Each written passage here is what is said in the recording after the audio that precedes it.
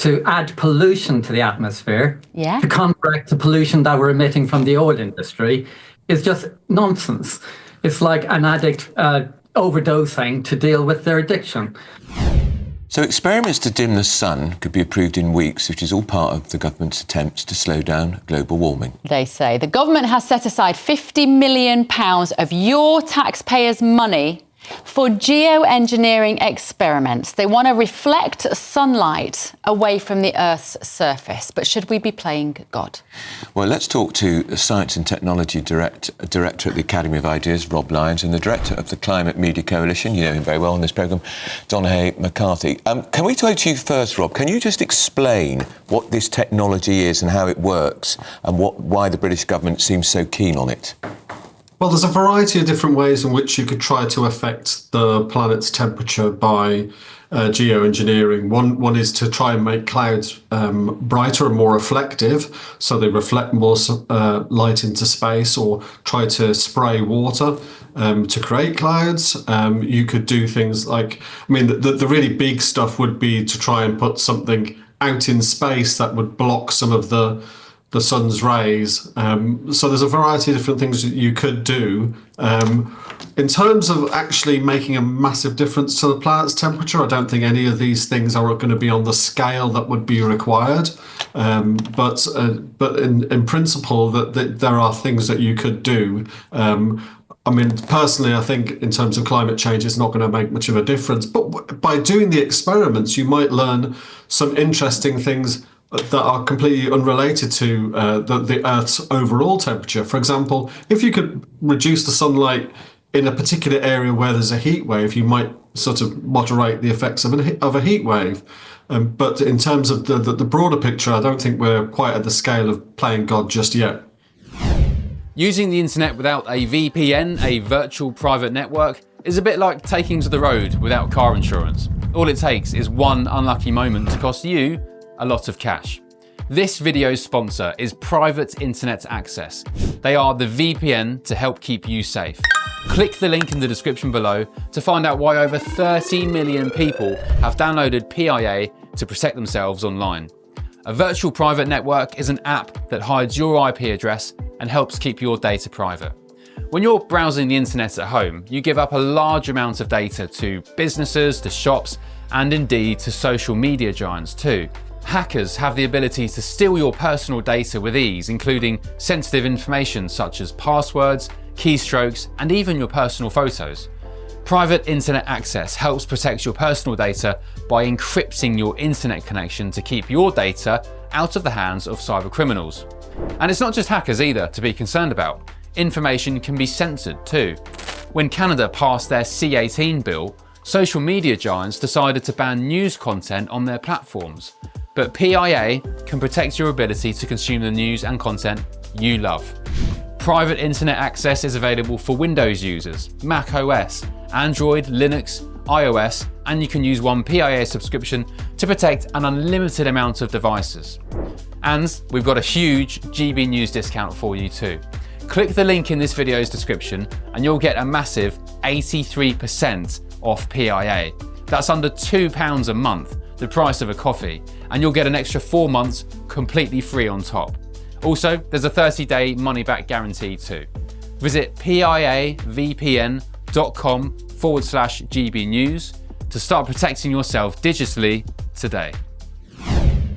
Donnacha, let's come to you. I was surprised when I saw that you were part of this debate and you are against this, because I thought you were one of these eco-loonies who'll do anything, Donnacha, to stop the planet getting too warm. But you're not on board with this, are you? Well, the idea that we're actually proposing to spend up to 2.7 trillion, which it would cost to scale this up, to add pollution to the atmosphere, to counteract the pollution that we're emitting from the oil industry, is just nonsense. It's like an addict overdosing to deal with their addiction. I consider this is yet again corporate socialism for the oil industry. They make the profits and we pay the costs. The cost, for example, of the 22 billion, I think Andrew agrees on this, the insane Tory Labour project to give the oil companies 22 billion to remove their pollution at the gas plants with carbon capture is insane. The International Energy Agency says the cheapest energy is renewables plus storage. The renewable industry does not require any more subsidies, but the oil industry is gobbling up huge amounts. Over the last 3 years, it took £70 billion of UK taxpayers' money to subsidise them after the Ukraine spike. We're now spending £22 billion on the carbon capture, and now this money on geoengineering. All we need to do is to move to green transition economy that's cleaner and cheaper for consumers. Rob, go on, Rob. Respond to that if you would. Well, I mean, just that's all of that is just. I mean, I agree with Donahue about carbon capture and storage. There isn't any proven technology for it, and doing it at scale doesn't seem to make any economic sense.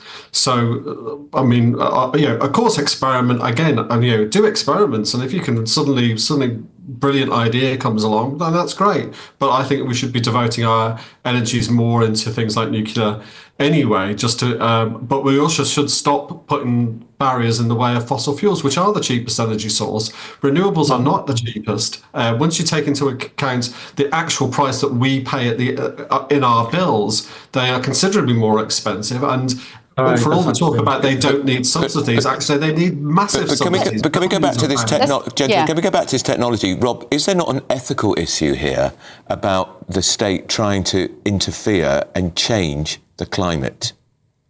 Well, we do things like in terms of changing nature all the time. I mean, the fact that we're all sitting here in buildings, we are adapting our micro environment so that we can live, and flourish as human beings.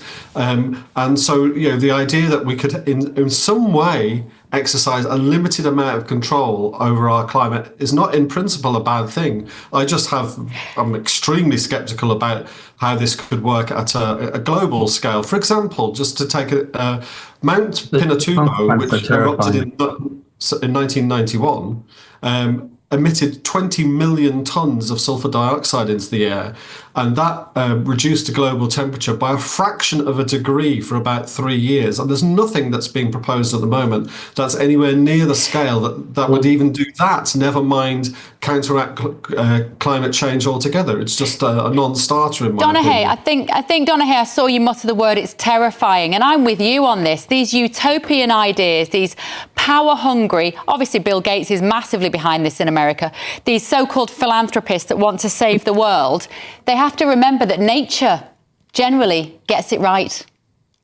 Well, the problem with I see with this debate is that actually I believe that they're interfering with our climate, whether it's this mad scientist idea of pouring billions of tons of sulfate into the stratosphere or pouring billions of tons of carbon dioxide into the atmosphere, both of which interrupt with nature's ability to maintain a stable temperature for us, is actually terrifying.